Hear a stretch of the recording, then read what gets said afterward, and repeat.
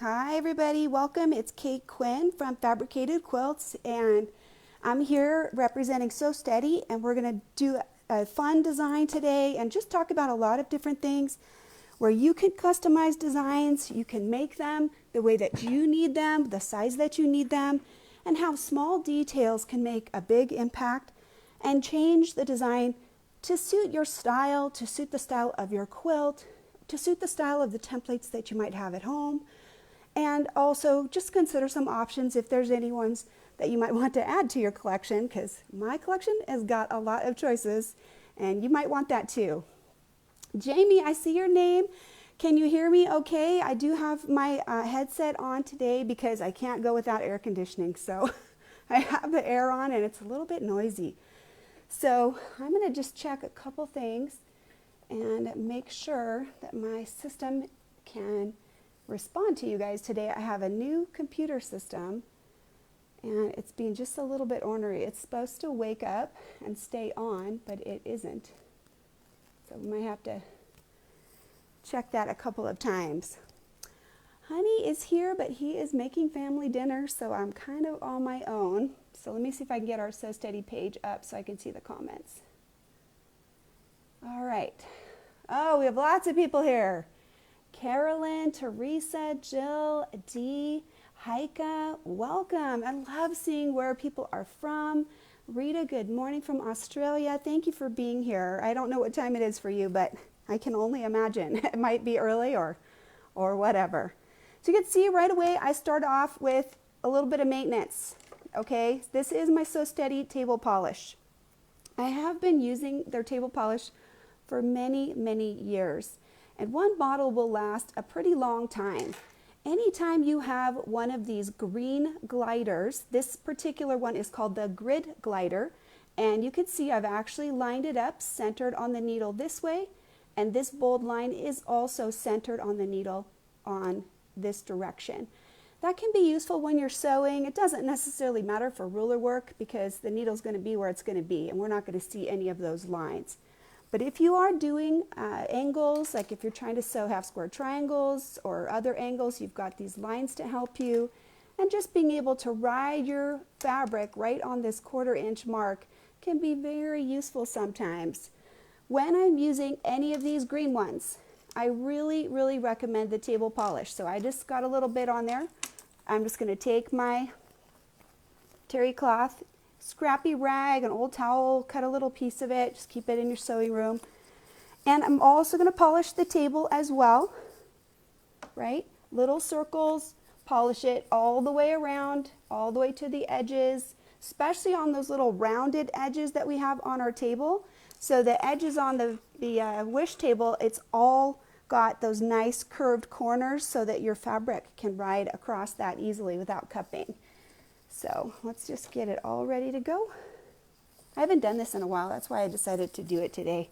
I actually washed my glider. I wiped it off with a baby wipe. Thank you so much, Anne.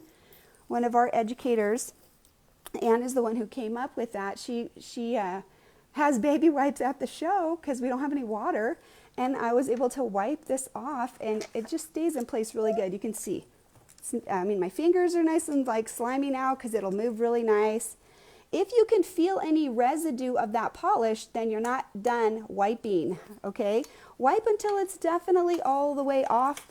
You don't want any liquid or anything getting on your fabric. So, all right, I'm gonna give a shout out to Mary Gallagher. I just saw her name. She sent me a note this week, and she is in her 90s, and she is loving ruler quilting. Mary, I hope you don't mind if I dime you out. You said I could use your name. But I just love that she's able to continue her passion and keep doing it, and that it is able to bring joy both to her and the people that are recipients of her gifts. And that's something that quilting is really unique. In the world, there's a lot of crazy things happening in the last 2 years, and when we quilt, people that have hope quilt. It's rare that somebody who has no hope or no anticipation of the future is going to make something beautiful that's going to be carried on to somebody else or as an act of love, right? So we want you to have hope, and quilting is a representation of that. Here's our sample for today. I'm going to put it up and maybe scoot the camera out just a little bit. Okay, So it's not going to be exactly like that because this is like version 1, right? What I'm going to do today is show you the basic framework for this central motif, and then we're going to vary it up with some different options. That way you can make some choices based on what you have at home, and you can make it personalized to your own design. So the topic for today is little changes, big impact, or little details, and they can make that look totally different. So I'm really glad that you could all be here. Thank you for letting me talk for a minute. I just want you to have hope. I want you to know that quilting is something that can bring and share love to so many people, and I've definitely experienced that. So we're going to work on blank fabric. What did I do with mine? It's outside of my reach. Hang on just a second. Look at my beautiful picture for a moment.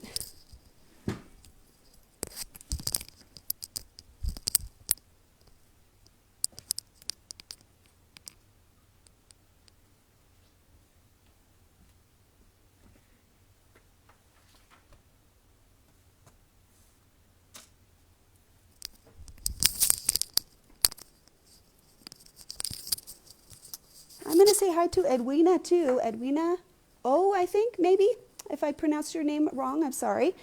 She has been really active in our Westerly group, and one of the questions that came up this week was using low shank rulers with a high shank foot.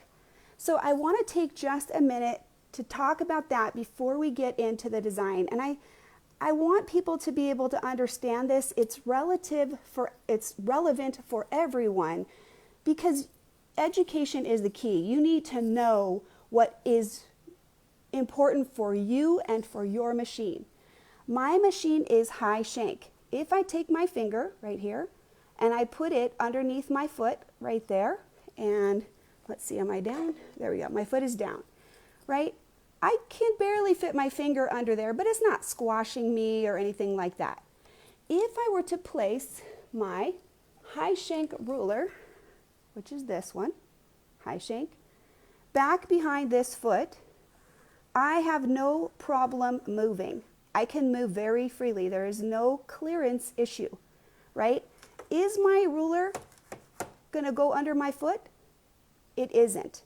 If my foot is set at the proper height, you should never ever see a ruler going underneath the foot on a domestic machine. What is more common is that somebody may misposition the ruler into the sewing area. That does happen sometimes, especially if you have very thick batting. So you want to visually position the ruler against the foot, and you're compressing there. If I'm compressing back here, I'm going to get some pop-up, and that's unsafe. So always make sure your pressure is near the foot on that side where your ruler is sewing. Okay, so if I have this as a high shank ruler, let me grab a low shank ruler.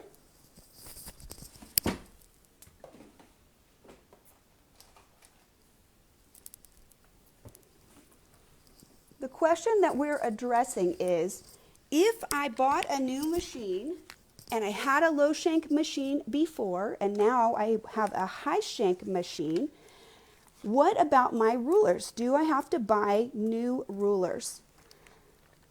If I have a machine that was low shank and my rulers were low shank, so I'll just show you in comparison these two rulers right here, right? Super skinny, right? Very skinny. I can still fit this very skinny ruler. Here, we'll just compare. You can see that they're different thicknesses. There is no problem with this ruler fitting back here, right? It's this space on the low shank ruler that is a problem. The low shank bar right here that the foot sits on comes down very far, so far that I could barely fit my pinky underneath it. So if I'm using a fatter ruler, or, for example, a long arm ruler on my low shank, these rulers are too fat. They are going to bind up underneath this little cutout. That's why I need the skinny one for my low shank ruler. But if I have a low shank ruler and a high shank foot, which has a lot of clearance under there, a lot more, I can use my low shank ruler without any problem. There are a few machines that have a hop when they sew. Mine doesn't. This foot does not go up and down. It stays right in exactly the same spot. And I can use a low shank or high shank, whatever I want to do without any problem. Oh, you guys, I just dropped a little piece of my ruler that we're going to need for today. I'm starting to panic. Can you tell? I did have it newly taped, so let me see if I can find it. Obviously need a new piece of tape. So I want to clarify now with what we just said. Does anybody not understand that? If I have a low shank ruler, a skinny ruler, I can use a skinny ruler on my high shank machine in most cases. I always recommend that you test it out carefully first. I see some people are having sound issues, but it looks like most people are not. So I'm just going to keep on going. It looks good on my side. So I'm kind of looking for somebody to say, yes, they understood what I just said, or no, I didn't, about the rulers, right? So if I am sewing on a high shank machine and then I try to put my long arm ruler under there, on some machines, this long arm ruler is too fat and it may bind up back here. You can see I have to like push mine a little bit. This is because this is double batted. It's quite thick right there, so it's taking up some space. But in general, if I'm on a low shank machine, low shank rulers, and if I'm on a high shank, I can probably use low shank or high shank. But I might not be able to use long arm. You'll have to test it. In most cases, it's not good, and in some machines, it's okay. And I wrote that on the group. And then I'm going to tell you one last detail. If you are a long armer, if you're on a sit-down long arm or on a frame long arm, if your foot lifts up and down, you do not want to use anything but the long arm rulers, right? If the foot is elevating and coming down and elevating, this is where the ruler goes underneath the foot when the foot lifts up. But that isn't something you typically see on domestic machines. That's the long arm world, and that's where that misconception came from. So I just want you to have a better understanding. If you're ever in doubt, just very carefully test what you have in your situation. And one last thing is, whatever your machine requires, like low shank, high shank, you need the proper foot for your machine, okay? So I can't put a low shank foot on this high shank machine and expect that to work. It's not gonna work. So make sure you have the correct foot for your make and model of machine. Okay, Susan Tapp just asked me, what would happen if you sew with a skinnier ruler, right? So as my long arm foot would lift up, like if the ruler is right against my foot and my foot lifts up, bam, that's what happens. Ask me how I know. I've tried it both intentionally and inadvertently. It does not work well. Don't do that. Okay, let's get this tape on there and let's start talking about our design. That's enough knowledge on that subject, right? We need some other subjects. Let's see, I got it upside down? Maybe I do. I can't get the key to settle in place. So I think this one's going to need a second piece of tape out here because he just fell right off. Oh, I'm going to comment on, I saw somebody mentioned, don't get counterfeit rulers. Okay, you're the consumer. You buy what you want. But if you buy rulers that are Westerly lookalikes, I guarantee you they're not as accurate as ours. And how you can tell is ours have these white lines, and the lines are actually etched into the plastic along the back. You can physically feel them. They're going to say Westerly, so steady. You're not going to find printed lines on our templates. So if your lines are black or blue or they're printed on there and you can't feel the etching back here on the back side, those are not ours. Okay, and they will not be as accurate. I have had many students bring those into class and wonder why their designs are not working out. So anyway, that's your choice. I'm just giving you information. Let's start working with, this is about 17-inch square, right? And we're going to fill it up with a design. so let's go ahead and start with the very first thing that we need, which is our crosshair square. And we'll center that, and we're going to mark 16 reference lines. Get this foot out of there so I can use this space. Paula, you asked a question about replacing the puzzle piece if you lose one on a Westerly template. Yes, I've had to replace mine more than once. Not the same template, but yeah, a couple times.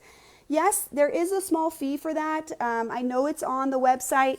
I don't know how much it is, but yes, you can definitely replace the key, no problem. Okay, so let's mark these up. I'm going to use my Chaco Liner, which is right here somewhere. Now that I just pulled out all those rulers to show you stuff, I have a mess. Okay, let's see what we got. Straighten it up, kind of make it even, Steven. This is Hancy Iron Off chalk powder that I put in here. You just unscrew this right here and could just refill that with a little paper funnel, right? I don't want to use the regular chalk that was in there because I want to be able to iron it off. Now, I dropped mine, and I think it's not working as good now. You might see that. But I'm going to make 16 reference lines. So I'm going to pull this a little bit closer to me so I can get all these lines. I'm going to use my knee lift here to get my foot out of my way. Now, for this design, because we are making a pretty big design, I want you to go ahead and extend your lines. Okay? Now, if you want to, you can write down the steps right now. The first step is about a 17-inch square, and you want to make 16 reference lines.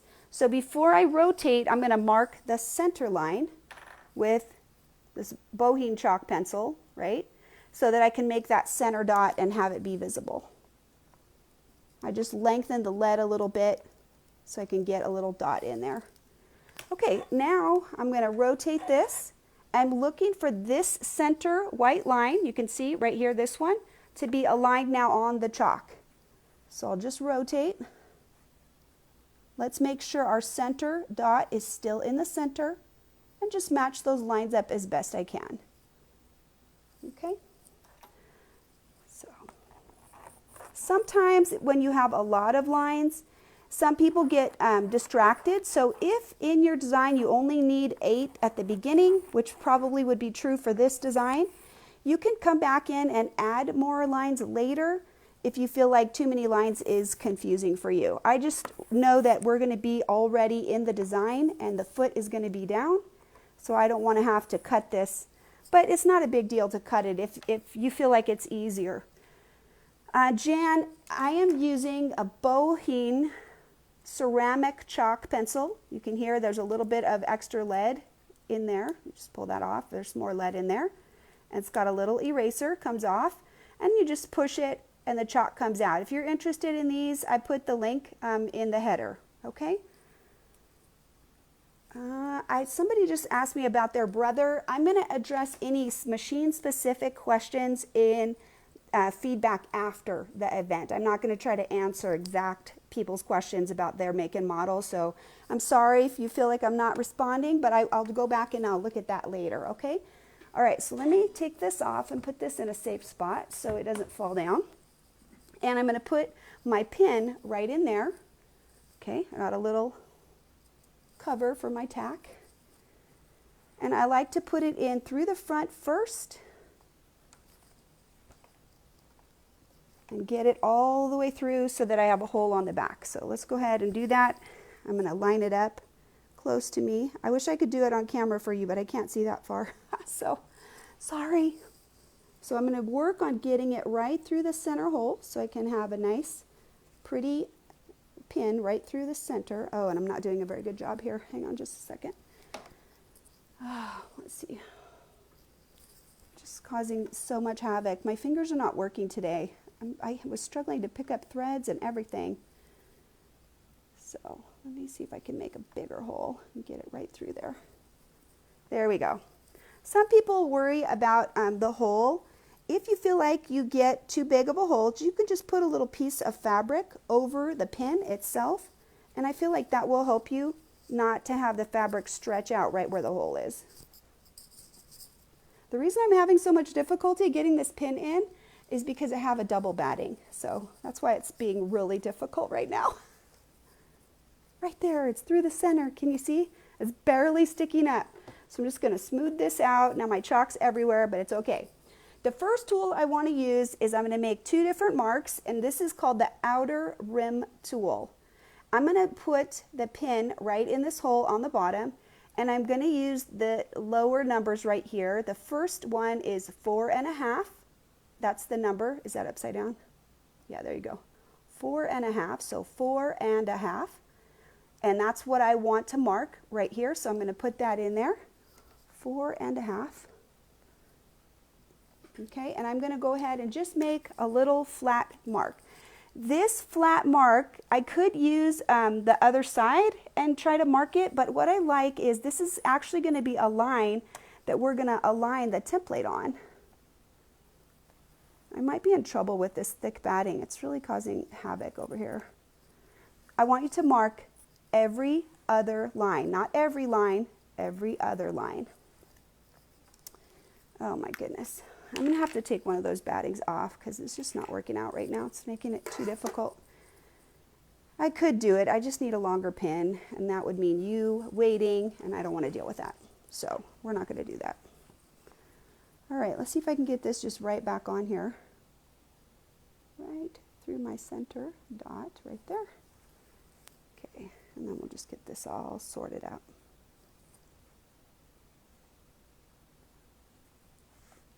Okay, there we go. It'll all work out, right? It'll all quilt out. It's a little bit cockeyed, but I don't care. It's going to be fine. All right, here we go. So let's put that back on at that 4.5, and you'll see it'll actually float much more nicely now. Just check your numbers, and you're going to skip every other one of these right here. Okay, so let's get these marked. We're going to make two sets of marks, so if you want to make a note for the rules today, these are random rules, and what that means is I just made them up. I drew it out with my stitching line discs, and I made some adjustments so that things would fit the way I wanted, and these are the numbers that I came up with. Could you use different numbers? You betcha. You can use whatever numbers you want that will make the design the way you want it.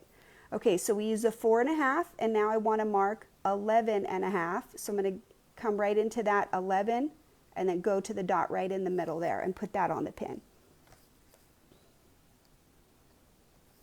Okay, and then let's see, and I think we need these pretty much on all of them. Since I'm not sure if we need them on all, I'm just going to mark them all now just in case. Notice how right here this line is not long enough.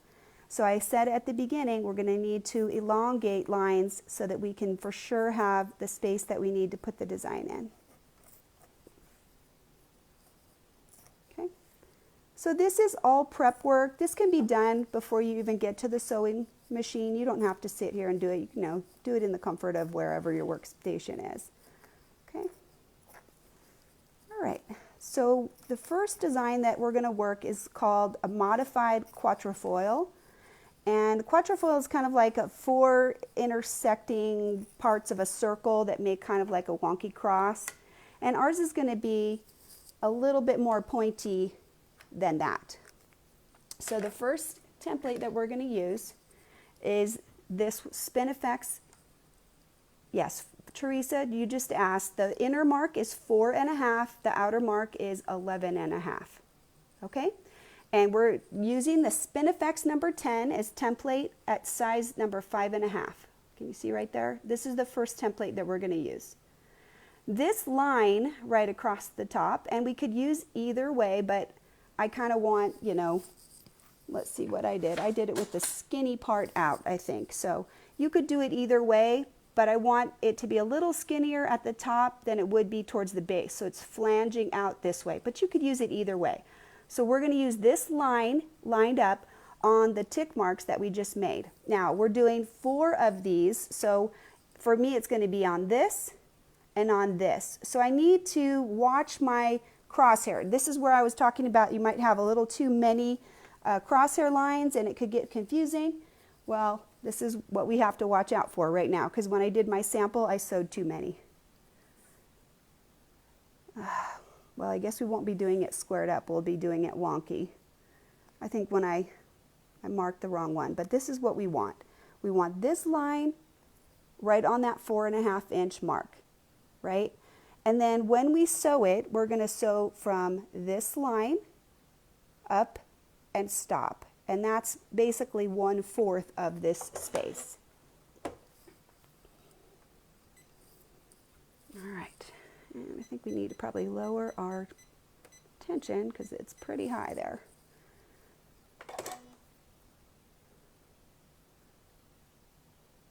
All right. So I'm going to do something really quickly, and I encourage you to do this if you ever feel like you're not sure of what you're going to get. This is my stitching line disc, and I'm not sure if I've got it, if I told you the right thing. So I'm just going to move this over, and I'm just going to take this really quickly and see, did I get what I wanted? And then will that work, right? Well, is that the right alignment that I need?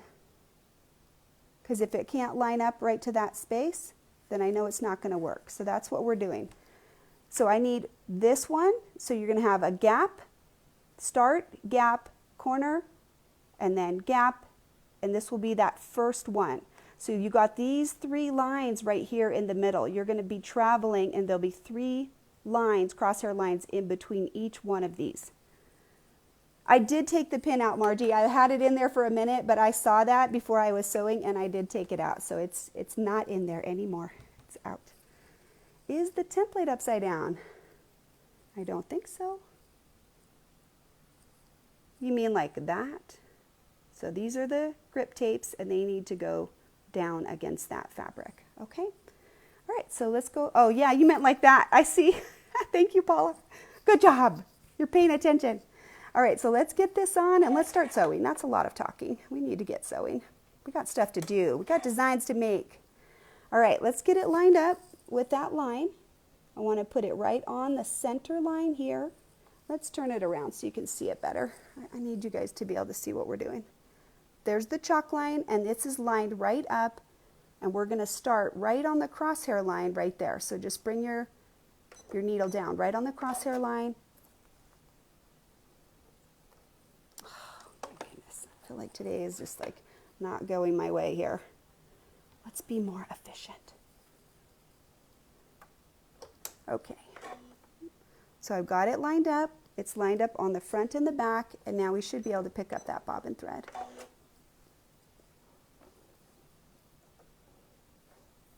There we go. So I'm using gold thread, so hopefully you will have a very good visual. And I'm actually going to use my flywheel to get my needle right in the crosshair. Since I'm coming back to this spot and this design has some overstitching, I'm just going to push that out of my way. And we're just sewing now crosshair line to crosshair line. Right there to the tip and right down to the crosshair line. Okay, once we get down to that spot, then we are just going to rotate the ruler. And what we're looking for is this same line should line up on that chalk mark. That is the key. That's how we are making this fit in the space and governing how far out it is. Every one of those is going to line up. And there's only 4. So it should go pretty quickly. Change directions. Notice how I'm compressing these grips right here by pushing down, and my pressure is near where my foot is. So you do not have to rotate your quilt sandwich. I am definitely rotating mine so that you can see what I'm doing, because I want you to be able to see. So line it up. Again, make sure it's lined up at the back as well. That's going to help us have the best design that we can have. Now we've done 3 of these, and as we get down to the last one, we need to use our spacing gauge and close our design appropriately. So this is where possibly some fudging might happen. I'll show you. Before we sew it out, let's check the space right here. And if the space is too big, I'm going to show you how to fix it. I think it's like 1 stitch too big.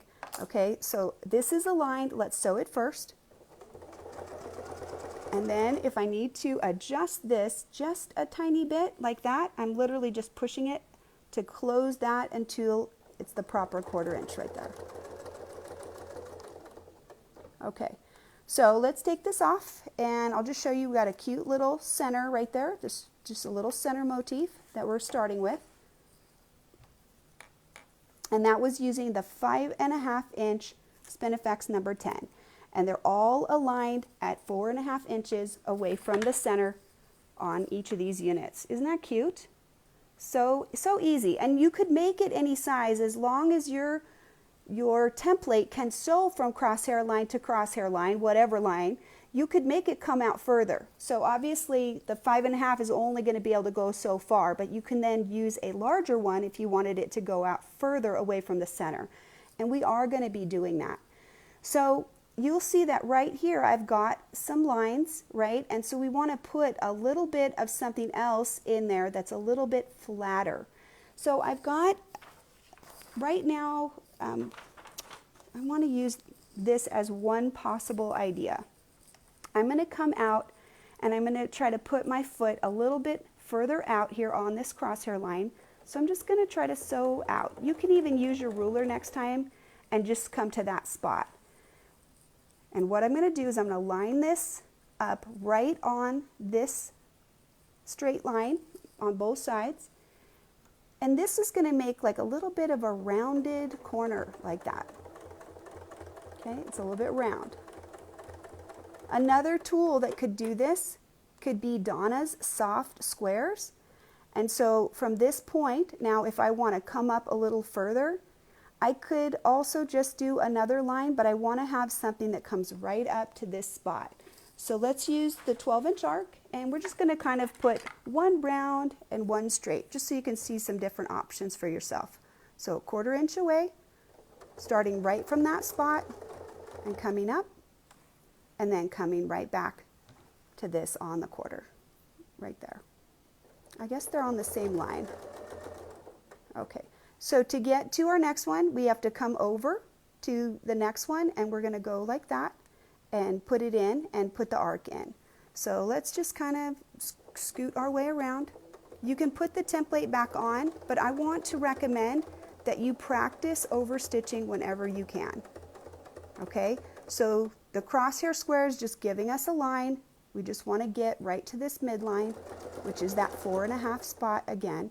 You'll see why we want to be in both places, and right there, that's a 1/4 inch away from your crosshair line.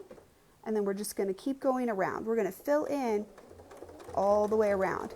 I know that overstitching is hard for some people, and that's why we like rulers, because we don't have to do it as much. But I think in order to really get better and be able to move through designs smoothly, quickly, practically, I think it's really good to practice this. So don't give up on it, okay? So we got this cute little square. Now we can have a rounded square like we did on this other one, but I need this to touch the center. So I'd have to push that other one up a little bit further so that this rounded tip would touch right there. Because for our design, all of these need to be on the same line, and I'll show you why in just a minute. Let's go ahead and continue adding these in. So you have the option for a rounded square, which makes the design look one way, or you can do straight line, which makes it look another way. Do I have to stop right at this crosshair line? I could stop anywhere I wanted as long as this angle is the same.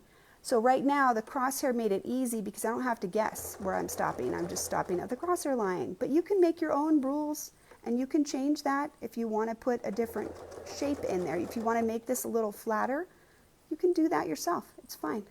Let's cut these off because they're in our way. All right.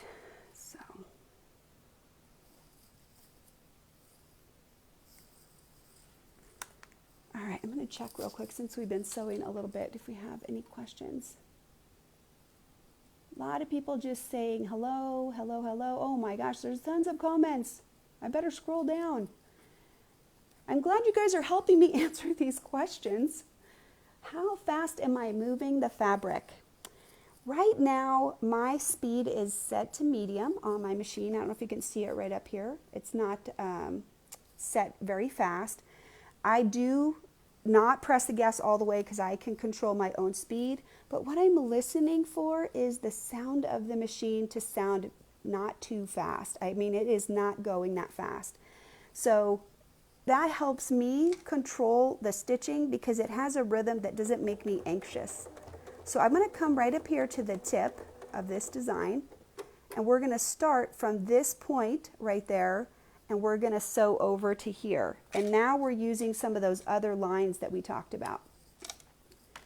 So our first step was marking with the outer rim tool at 4.5 and 11.5. No, sorry, first was 16 lines, 16 reference lines with the 8-point crosshair.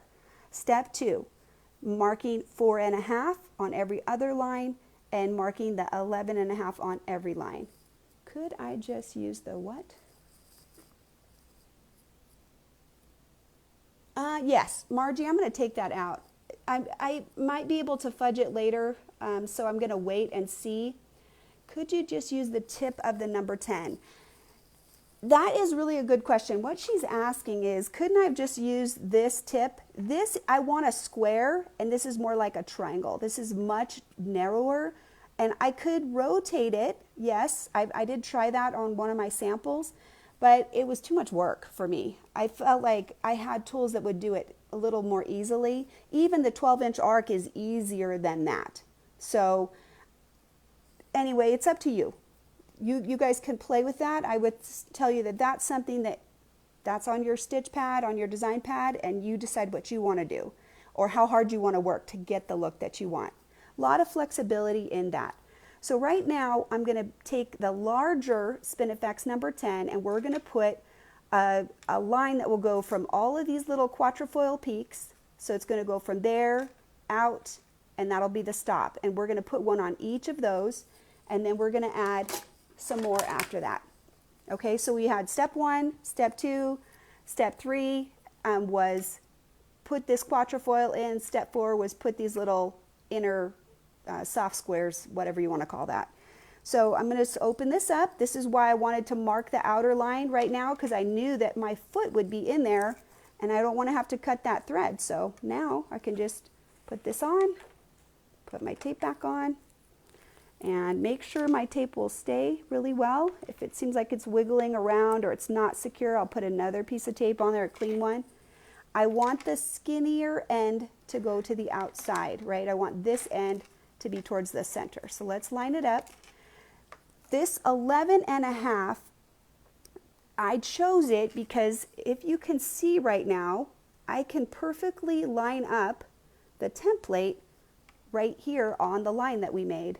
And look where my foot is right there. Now, if you have to fudge, for example, if this does not have the perfect 1/4 inch on this side, I'm going to show you how to make it have that. But initially, you're going to line this up straight on the line, and you're going to put this right on your marked line, and you're just going to sew this arc up to here. So let's start with that. And I think my back is aligned better now. There we go. Okay, so here we go. So you're going to put this in. Okay, and I'm going to turn this just a little bit. If this is not a 1/4 inch right here, if this does not fit properly right there, just move it a little bit until it does, right? Nobody's going to know that you moved it. As long as you connect with where you want to be, that's what's important. So I'm just going to connect to the tip. And so now I have this really cute, big shape right here. And now I'm going to skip where this is right now, and I'm going to go from here to the next quattrofoil. Same thing. I want to line it up right on the center. So you're pulling this out to get it aligned, right? Until the foot is touching. Where's my line? Right. There we go. I got to go a little further. Right there. So I'm lining it up on this line, and I should have approximately a 1/4 inch. So check your alignments if you need to. Make sure you're trying to get as aligned as you can. And again, bonbon time, or I guess this would be more like fudging time. We haven't really made a mistake, we're preventing. Fudge is preventing a mistake, right? That's what I'm going to say. Let's turn it so you can see that alignment a little better, right? We should be right there, but if this is not the proper spacing, checking it with my spacing gauge right here, then I'm going to make it be the proper spacing, right? Because that is such a fine adjustment, nobody's going to know. but it's going to make our design look the way we want it to. Come right into that center and stop. And then again, this is the line in the middle, so we can kind of use that as the visual reference. Get ourselves straight on the line. So you can see right here, I'm right on that line. And it's definitely short on this side at this point. Let's see if we can make it a little better. But I'll adjust it just in the way that we showed you. So if you can hear my machine, you can see I'm not going that fast. I don't need to. I just want to be in control. As long as I can sew smoothly and evenly, that's what I want to do. So now we're correcting to make this design perfect. This side is going to match the other side because that's the same arc on both sides. So let's put our next one in. This is the last one. Get lined up right on your marked line, right out here. Line this up, and then checking right there. It doesn't matter if it matches, we're going to make it match. Okay. Okay, and right there, always need that tape near the foot. Don't put your tape way out here. You don't want this wiggling around when the foot is right there. So Wilhelmina Ashcroft asked, can you use a spiral template if you don't have this set? I'm going to tell you that you can use any arc that you want. And one of the things we're going to show you is we're going to use a different arc later, actually 2 different ones, and I'm going to show you what happens when you use a different arc, what changes. So you have lots of options, tons of options. I've even got one other template that I can show you as just a potential design choice. So let's go ahead and finish these up. We want to check our spacing gauge right here with this 1/4 inch, make sure that we can get right to our marked spot right there.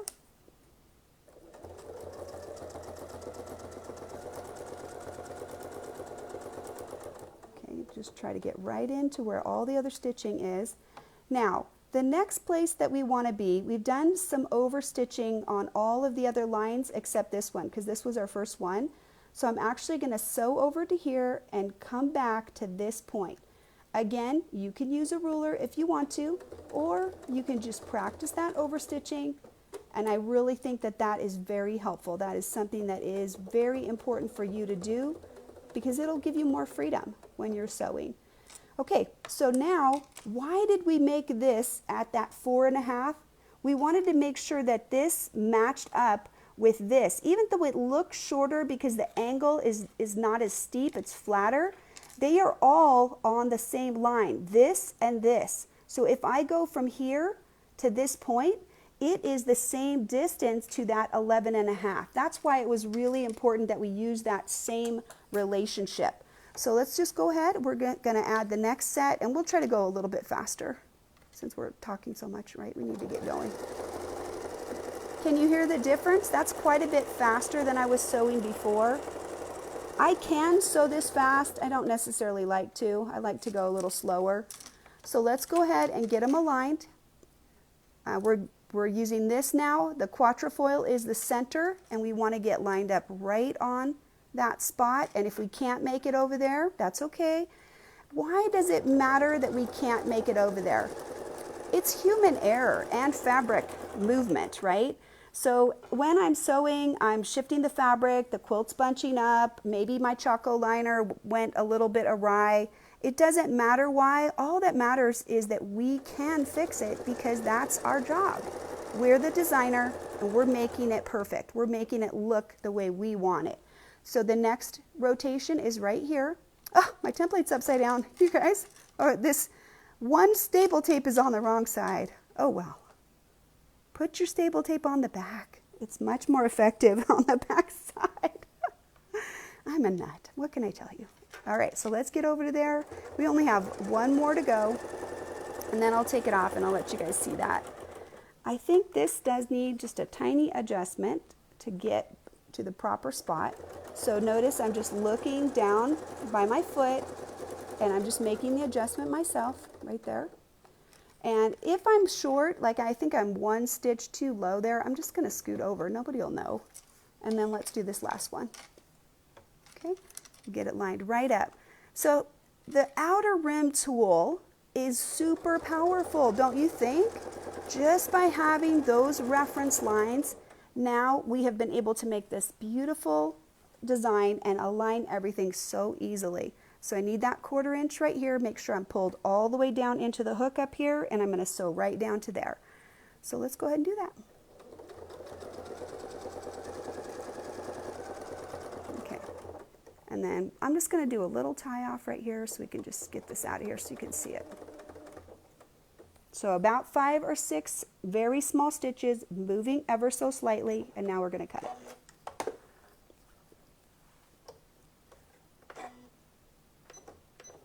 All right. So let's cut that, and then we'll go to the next step.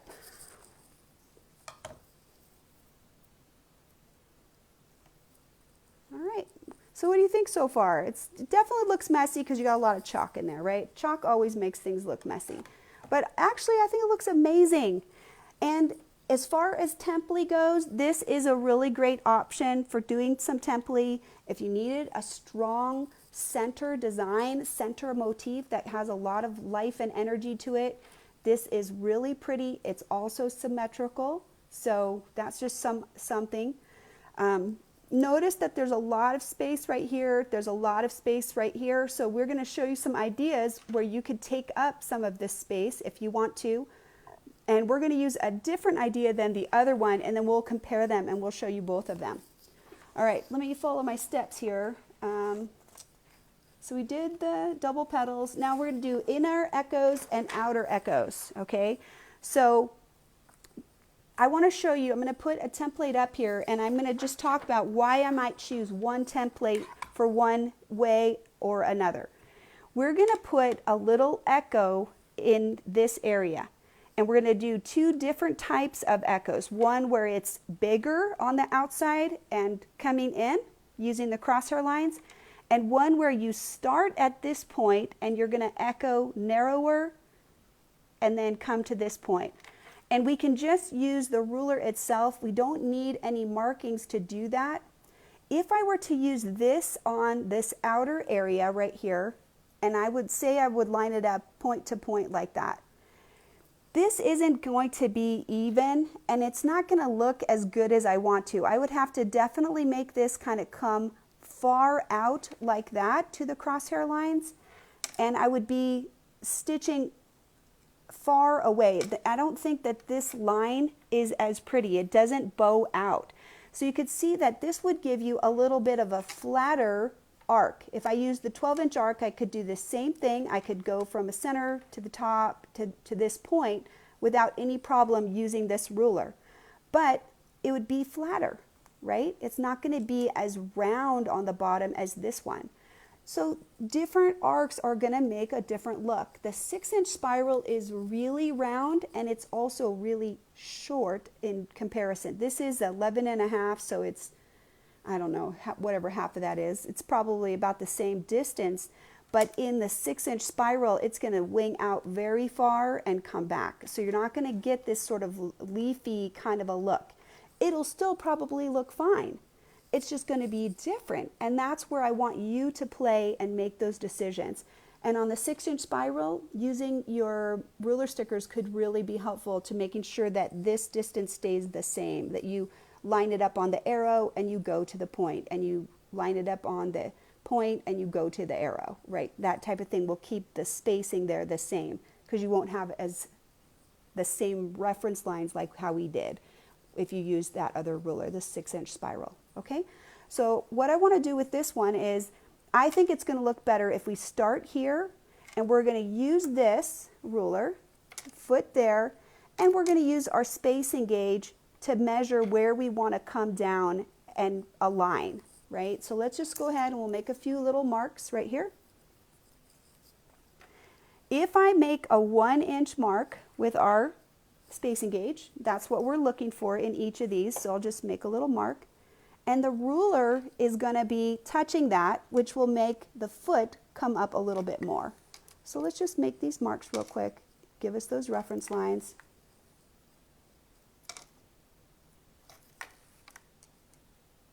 Marking, marking, marking, right? If you don't want to mark, pick a different design. You got to mark for this one. But I think it looks great, and I think the marks really help us to make the symmetry that we want, give us the look that we want. Can you see that one's pretty far off? We don't care. Pretend, right? Make a fudge if necessary. I don't know why that one's so out of tolerance, but I don't care. Okay, we're all done. So let's go ahead and get started. We want to start with the foot at these intersections right here. This one, where the quattrofoil is.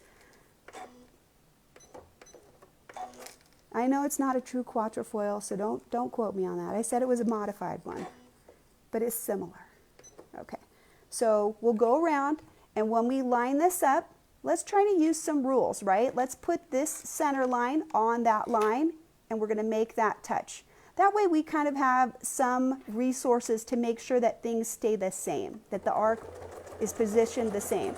This is a random rule, right? It's not, it's just made up, right? So right there, we're in the center line, and now we'll come back to the other quattrofoil line.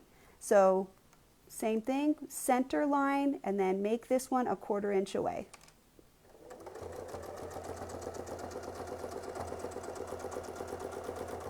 Okay, and then same thing, go to this one, center line and touch.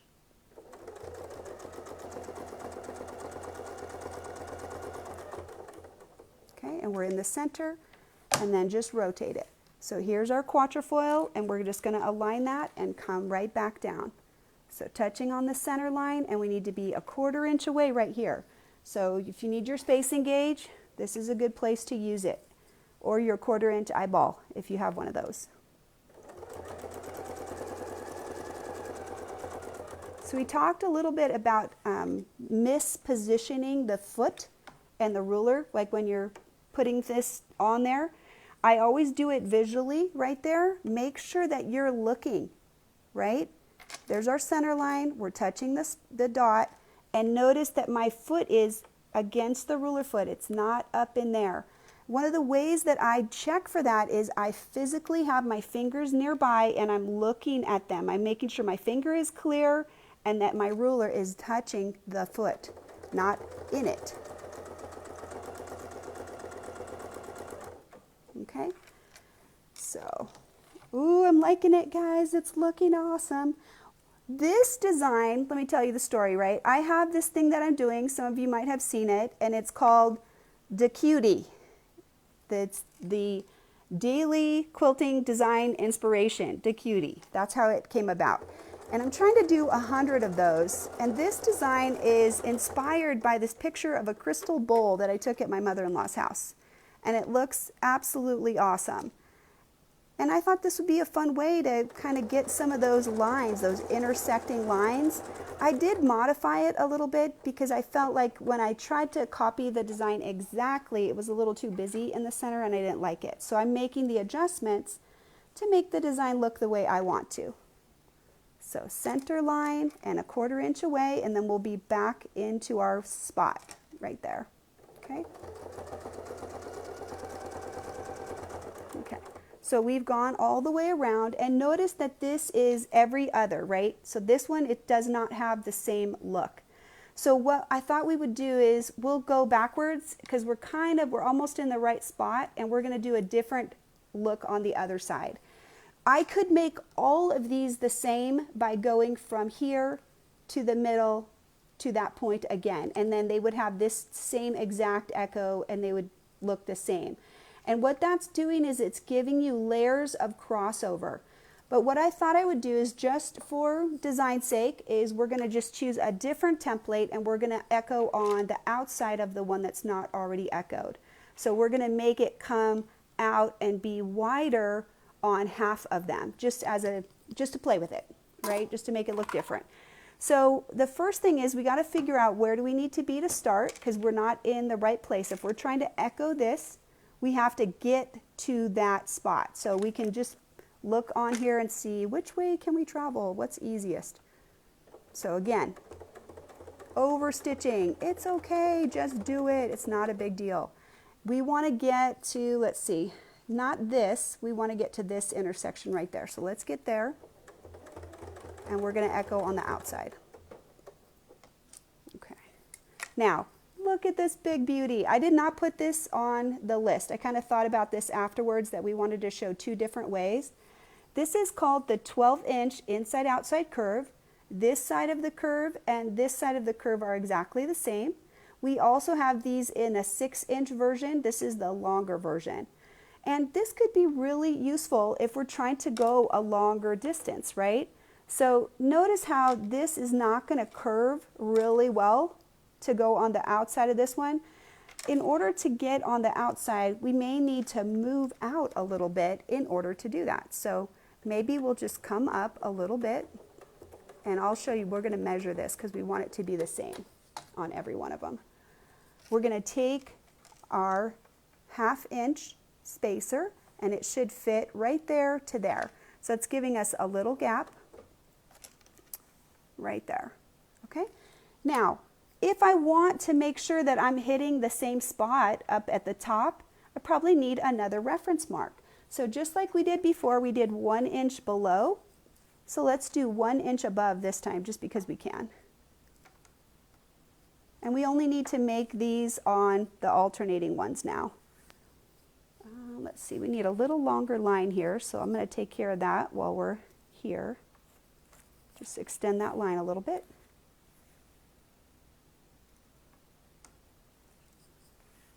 Okay. Are you guys dizzy? It's a lot of marking, huh? But it's okay, it's going to look awesome. So this is, what this is it's playtime. I want you to feel free to go ahead and play with your designs and make them how you want to make them. All right, so we are a 1/2 inch away here, and did I make my line in the wrong spot? No, I didn't. Okay, I was getting confused. So just like we did before, now we're going to line it up, and let's maybe try and find a reference line. We'll kind of make this line hit that right there, and we'll make this line come up. So now we have this center line, and we have this line touching at the top. And we'll just put a little different look in there. The more curvature that I use, the more curvy it's going to look. And you'll see that this arc, the reason I chose it, it's much flatter. So it's going to start changing the whole look. This is very round, and this is going to be a lot flatter. Now, when we line this up, we had a 1/2 inch. So let me show you how we're going to line it up when we come back. Okay. From the intersection right down here, we had a 1/2 inch. So now the ruler can do the work for us, right? We don't have to do any work. We're just let the ruler come down and touch.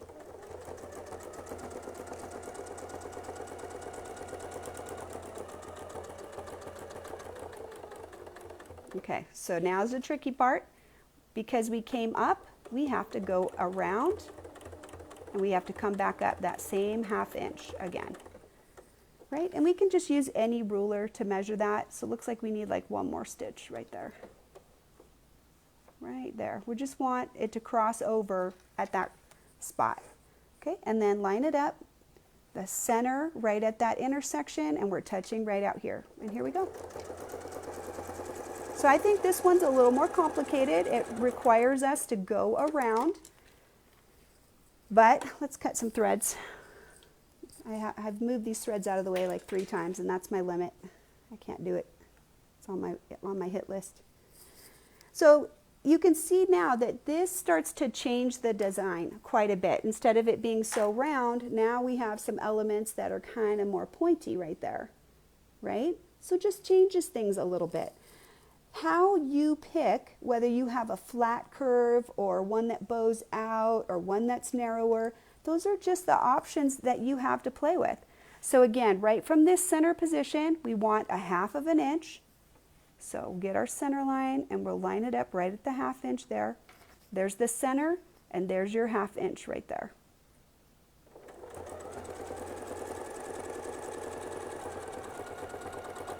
Okay. Oh, I think I went a little too far, darn it. Might have to come back in and redo that arc.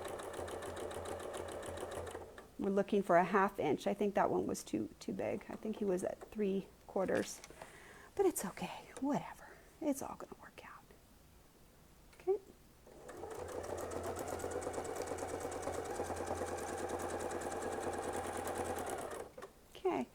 And then we'll just keep on going and we'll just put these in. So there's only going to be 4 of these. We're not going to have like a million of these. The taller arcs are kind of on the quadrant. And then let's just scoot around. And a 1/2 inch, that's what we're looking for right there, is that 1/2 inch. So we can just check it with our ruler and just make sure it's only 2 spaces right there. Okay, so get it lined up again. And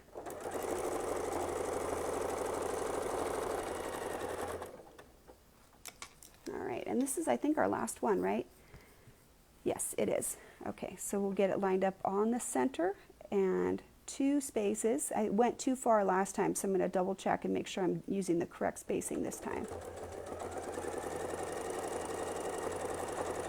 Okay, now let's just close it. We'll put a couple of stitches right there to make sure it's secure, and then let's take it out and just see what we have. So you can always do inside echo, you can do outside echo, you can do echoes where you are touching and echoes where you're not touching. So I'm just going to recap real quick visually what that looks like right here, right?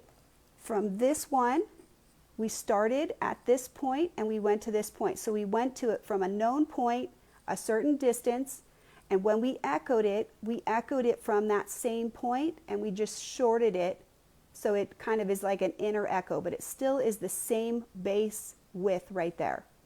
Then when we did this one, we did not use the same base. We stitched out away from the point, and you can see that this is a much flatter curve, so it's going to look a little bit different. And then in order to turn the corner, we have to sew down and realign. Okay, so it's just some different options. Those are 2 different ways that you can echo. And I'm going to show you a couple of options for how we can do some fills at this point. And that's kind of where we're going to end as far as that goes. We can also echo any of these. Like if this is a certain height, I can come back in and I can put an echo and come to this point and put an echo here to make it taller and come to that point, and then this becomes more round where all of these outside elements will hit the same spot if you wanted that. Okay, let's talk about some different choices that you have. Let me grab the one that I just finished because I want to show you that, and then we're going to do something different than that. All right, this is the first practice one that I did. And you'll see on here that this does not have the echoes, right? It has them kind of chalked in for discussion, but not in. So that means that I can pick any spot. This is the center of the quattrofoil and the center of the little arcs. And I just took a heart and I just put it right in there. I just used this as the reference, right? And then this is just the 12-inch arc to go to the next point. And I sewed the heart and over to the next point and the heart. And so these all go all the way around. And I left one little spot just so I could show you the pathway. So what we'll do is we'll just go to there, put the heart in, and go around. And we'll do that at the end just because we're already working on the other piece. But if we wanted to, we could start from here. We don't have to set our fill from this point. We could set it from this one. And that's what we're going to do. We're going to take this center position. We're going to put a template in there. The one that I've picked out, it could be any one, right? It's totally up to you guys. You make the decision and you decide. I am going to pick this one just because I like it. I think it's pretty, and you can choose different sizes. So for example, when I pull these out, I have a bunch of different sizes of Spin Fex number 11. And I think that I want it to drop down from that center point like that so that this will fill the wider opening. And we can test that before we sew. We can literally just line it up on the line using this reference line just like we did before, and line it up in the center. And I see, can it fit in there without cutting into any other designs? And is it too much fill? Is it too big? Is it too close to there? So maybe I want to do something a little shallower right there. And that would fill it, but maybe not quite as much. So you have options. You have probably many different styles. You can put whatever you want, and you don't have to worry if it crosses over. As long as you like how it looks, who cares, right? That was what the heart was showing you, is that that crossed over and it just made a different design. With this long neck, the long neck drops the design down into the wider space. That's why I think this might be a good fit for that area, because this piece right here can fit in there pretty nicely without cutting into anything. So let's use this one. And of course, you know, you could use both of them if you wanted to. So then your question is, if I do that from this position, how am I going to get to the next position, right? And we don't want to go to that one, because that one I don't think would really work well. So let's play with it. Let's see what we can do and what options that we have. We're going to start right in this little section right here. So go ahead and pick up your thread right there.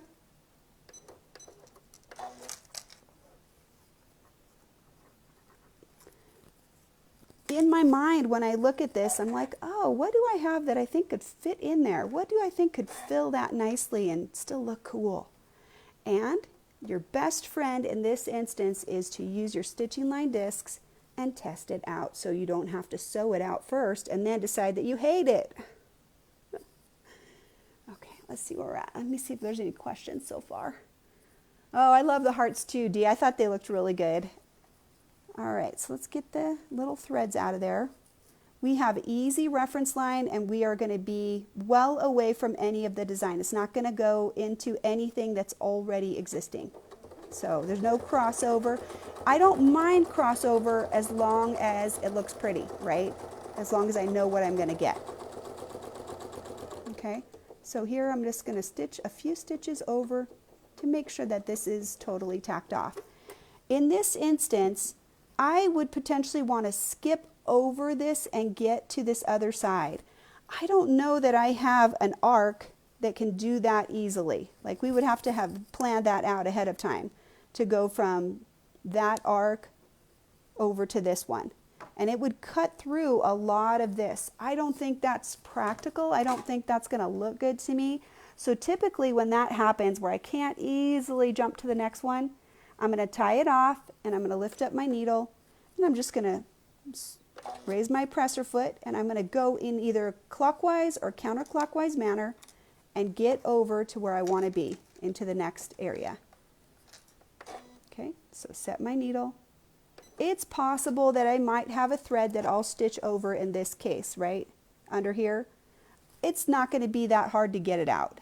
Right? I'm not going to stitch micro quilting all on top of it. It's only one line of stitching. It's all going to be fine. So let's do this next one. We'll put the tacking stitches in at the end to secure where we started, because we didn't tack at all yet. Right? So come up to there and just tack a few stitches right there, nice and slow, and then lift up your needle and your foot. You always need to raise your foot. Your foot is under tension, so I don't want to be dragging that thread and possibly breaking it while I'm trying to move. So lift up your foot, and then we'll just move the design to the next section. We'll get lined up, put your foot right in the, let's see, now I got a lot of threads over here. I'm going to cut one of these. One of them is inside my tape, and it's making me crazy. I think it's this one. There we go. Okay, I just don't want him following me around. All right, so let's get our needle in there first. That's the first part, is making sure your foot is in the proper spot when you set your needle. Okay, so you can see. Then I can just make sure this thread gets out of my way. I can just kind of get him off there. So if the bottom thread may get stitched in, it's fine. I don't care. It's going to be fine, I promise.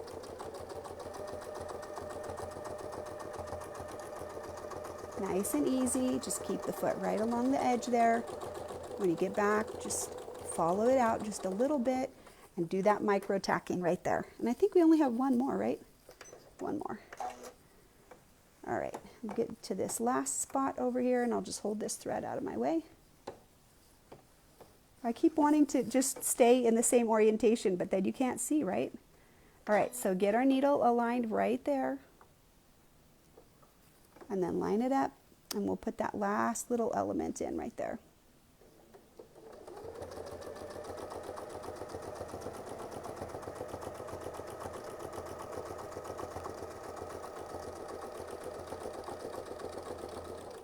And again, follow it back out and put those tacking stitches in there.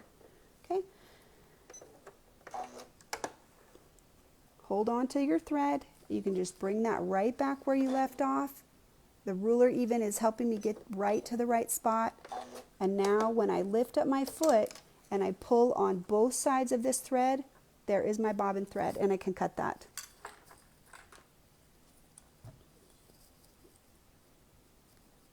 And I can cut that as well because he's tacked in. And I would go around, before I did a lot of additional stitching or certainly any micro quilting, I would go around the bottom on the back side and get those other threads out of there because they're definitely still there and still attached. So let me just show you. Let's cut a few of these and get these out of here. Oh.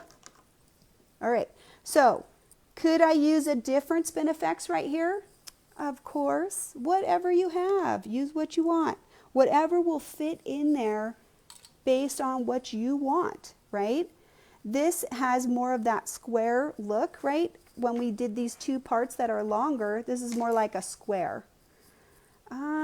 Linda, we're featuring the Spin FX number 10 today. We used a lot of different tools though to make the design. You're gonna have to kind of go back to the beginning so you could see the process. But basically Spin FX number 10, that's this shape right here. That's what we started with. So we've kind of done, the steps were 8-point crosshair, then we used the outer rim tool for marking at 4.5 and 11.5. We have 16 reference lines. We made the quattrofoil, then we did the soft square, then we did these petals, right? And then we did an inside echo right here, and we did an outside echo right there. And then we've added this little detail, and this is the Spin Effects number 11, and the size was 5.5. So I have one last one that we're going to share, and that one is something that could fill in the center. I could use whatever I wanted. Could I use this? You bet. I could stick that in there, right? He'll fit in there. But I thought what we would do is I want to use my mini Spin Effects just so you can see that all of our Spin Effects have different sizes, including these really small elements right now. So this will actually, if I put my foot right there, contrary to how we sewed this one, these ones are going to cross over as a little intersecting bloom. And I think it'll make a fun echo because it's basically this same shape. So in order to sew it, we can put our needle right in the center. The other value of putting our needle right in the center, let me mark that center line so I can get it right where I want it. I can't really see the center mark anymore. Because we're going to sew something right in the center, it has the added advantage of covering up the pinhole. So there'll be some extra thread in there, and then that pinhole will be covered up. Let's see if I have enough line. Can I do it? Oh, I think we'll be fine. Yeah. You just want to make sure that you have enough crosshair line that you can actually line up the template. So I was just checking that. We do have the mini crosshair squares, and those are specifically designed to work with these little babies and create the little reference lines closer to the center. But I think I'm going to be okay. So I'm just going to put that up, and then we'll get our foot centered right on that spot. Right there. Okay. So yes, again, lots of little tails. Why don't I deal with them? Because right now, if I were to try to cut this, my foot is covering up where the cut spot would be. And I've tried to do this before and end up cutting my thread. I don't want to, so I get really annoyed by that. Now, we have a narrower side and a wider side, so make sure that you're actively choosing the side that you want for this design. Now this is just the standard Spin Effects, right? We're just lining it up on the reference line, and we're only going to do 4. And I'm going to make sure I'm back to the center right here. So I close that thread loop right there. Rotate for the next quattrofoil. The outline's right there, so I'm centered right on it. And then I'll just sew the next one. And I'm going to pull those threads and make sure they're out of my way because they're kind of in the sewing area. There we go. Okay, and then we'll just keep going. And the reason that I want to do this I feel, you know, like it's going to make it look better. It's going to echo. It makes the quattrofoil act as an echo, and it also fills in that center. So many times when we have a design with the style that we just did, if we don't fill something in the center has a tendency to puff up and look like you forgot it. So having just some small detail with these little mini Spin Fexes, I love that because they look super intentional and they look really, really pretty. So a little tacking right there.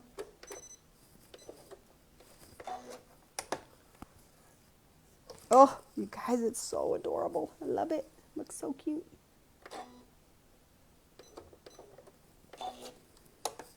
All right, let me get that scissors. I think it's hiding from me.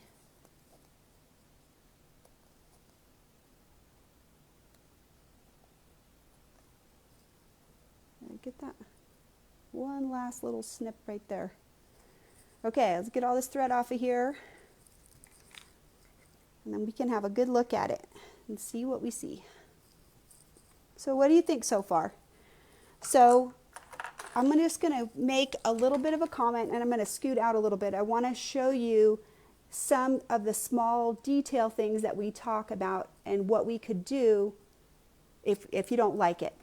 So this design, because we made these parts longer, it looks more like a square motif. Like, to me, this is like a square, right? And these are not sticking out very much. They're a little bit longer than this, but they don't stick out. So this kind of could work as a square, especially if we shorted this to meet the square right there, because these are longer, they stretch out into the corner.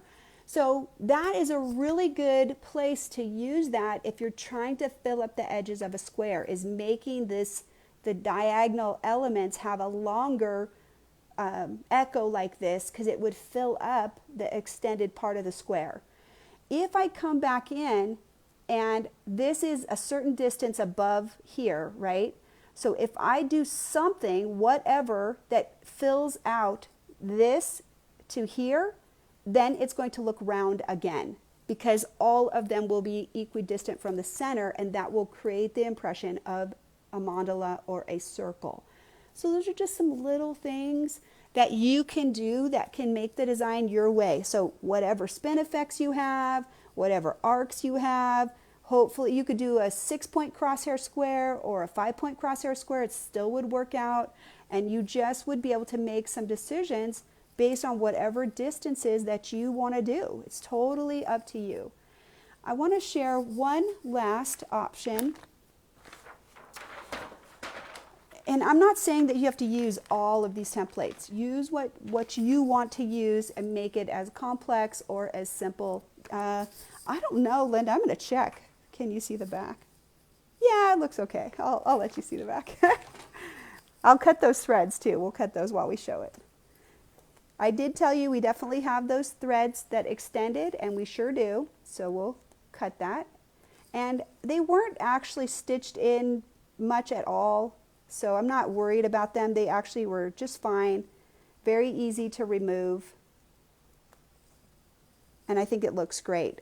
Now I have matching thread in the top and the bobbin. This is a both 40 weight isocord thread, right? And Margie, there's your little bonbon that I'm going to take this out so that that won't look like that. And look it, I have some wonky stitching, right? When we stitched over. Yes, everybody does, right? Who cares? I don't care. It's fine. It looks amazing. Say again how to make it appear circular. Okay, I'm going to do something that will show you the difference. Let's get my outer rim tool. Okay, and let's see if we can put this pin back in there, because I think that'll help us show it more completely. Let me put it through the back so we can get the center marked again real quick. Might be a little off just because now we've sewn it and everything's crunched up, but it'll still give you the idea. We made this extend 1 inch from this tip. When we put the spacing gauge on, we made a mark 1 inch away, and then the ruler actually sewed above that. So this is probably 1.25 inches right here. Okay, Yes, I agree, Linda. I think it is much easier to see without the chalk. I was actually going to brush the chalk off in just a minute, but don't ever brush the chalk off until you're done. Okay, so this was 11 and a half, right? I'll just put this on here so you can see it. 11 and a half. If I can get it on there. There you go. Okay, so the tips of these were 11 and a half. 4 of these tips are about 1.25 inches beyond that distance, right? This is still 11 and a half. So the person that was asking, how do I make it round? Whatever distance this is, and we can find that out, we can just scoot this up until we get it. Okay, so that distance is 14. 14 meaning that this is 7. It's the diameter that it's measuring. So this is 7 inches from the center to this position. So in order for it to look round, I would have to do something on this shorter petal that would come out to the same distance. If they all come out to the same distance, here, I'll show you what I mean. We'll just do it like this so you can see the concept, right? That's why those soft squares and the quattrofoil in the center are all at 4.5, because that allowed us to make the same distance on everything. I think there's one right there. Did we miss one? No, we're good. I don't know why I thought so, but we're good. So now you can see that everything would have to come out to that spot.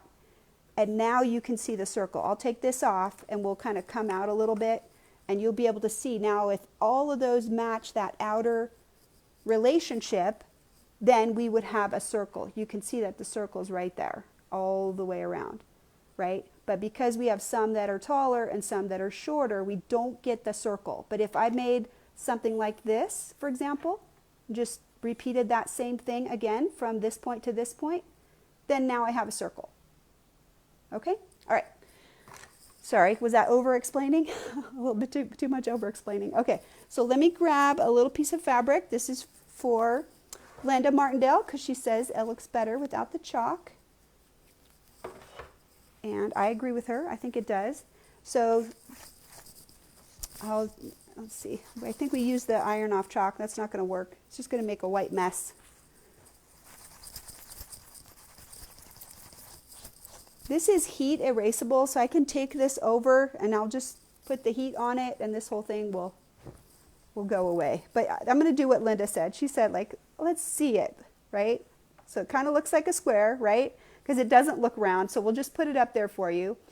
And you guys can make whatever changes to this that you want. You can clean it up however you want. You can put whatever you want in the center. You can start with your little designs right here or this right here, or you can put a little circle right there, or you can make a little arc from tip to tip right there, and that would be something else. Like you could just go like this to this, and that would connect these. So however much detail that you want to put into it, that's your call. I just want to show you that those tools make it easier. So the biggest things that we use that really helped us make the design were the outer rim tool, which is very, very useful, and of course the crosshair square. So those are the things that really helped us. And the other piece of it is this is inspired by something I saw in my daily life. And so I started cataloging things that I am seeing and posting them on our group and on my Fabricated Quilts page. And in my mind, I'm like, oh, that's this ruler. Oh, that's this art can do that. Oh, that would look so great in this space. And what happens is I'm that same person, same as you, that like 15 years ago was like, oh my God, what do I quilt on that? I don't know. I don't know what would look good. Well, what I'm telling you is look around, because now you can see designs that are in spaces where they're useful, like on fabric or on clothing or on structures or on gates or in masonry or on a tile. And those are used as a completed entity. So now you can say, okay, what quilting element is behind there? Patchwork element. I think this could look good in this area. So we started putting all of those designs online, and eventually I'll put them all in an album so they're all in one spot. And my goal is to try and put 100 of them together. And what I think is very cool is you guys are sharing them and sending me them. So I love posting yours also. If you think of a ruler that you could do your design with, that would be even more awesome. So if you have an idea of what ruler you could use to create the design that you see, I would be interested in that also. So love the sharing, and I hope you guys have an amazing quilting day. I will see you next time. I do have a plan for long arm next week, but I will be out of town, so it's going to be pre-recorded, but it's still going to have some cool designs, and we're working on that same Sew Steady pre-printed panel, the 4-block runner. So there'll be some new ideas for that next block that will be shared next week, and that's what will be on for my Sunday event. And then I don't know if I will have time, but if I have time, I will put some more designs up for the braid, the French braid table runner for the free motion section on Friday. But look for notification, because it may be there and it may not be there. All right, have a great weekend, you guys. Happy quilting. Go have fun.